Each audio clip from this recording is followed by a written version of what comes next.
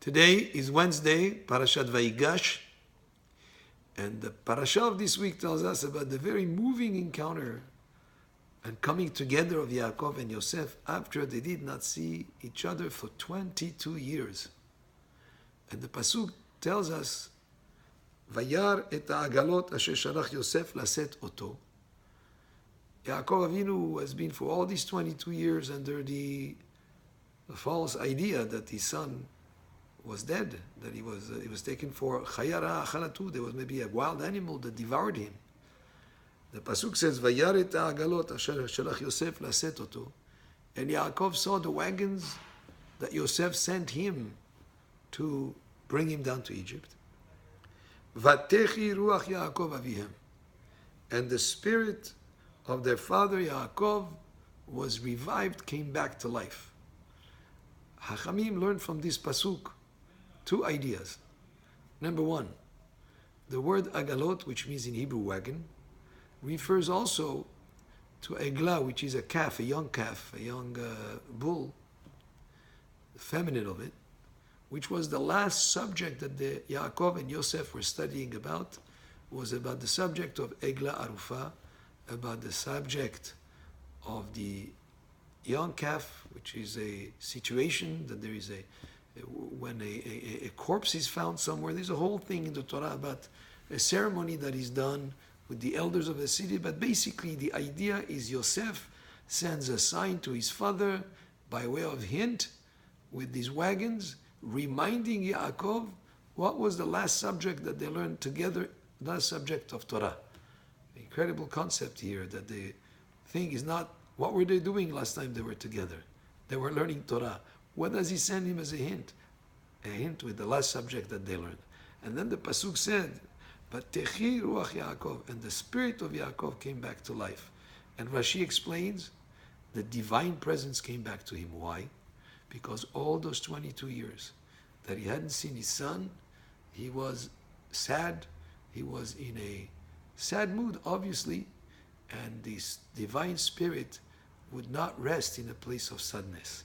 So important it is that a person should be in simcha, and that's why we do mitzvot, we do it with simcha, with joy, with happiness. So important that a person should develop within himself, like there's a famous song, Mitzvah Gedolah. It's a great mitzvah to be besimcha tamid, to be always besimcha, in happiness, because the divine inspiration rests on a person and is present with the person in a place where there is simcha, in the place where there is joy, in the place where there is happiness. And because of the sadness that Yaakov had, even such a great person of such incredible stature as Yaakov Avinu could not marry to have the divine inspiration with him, because he was in a state of sadness. But when he became happy to realize that his son was still alive, when he saw the agalot and realized that's the sign that his son sent him, then he became happy again.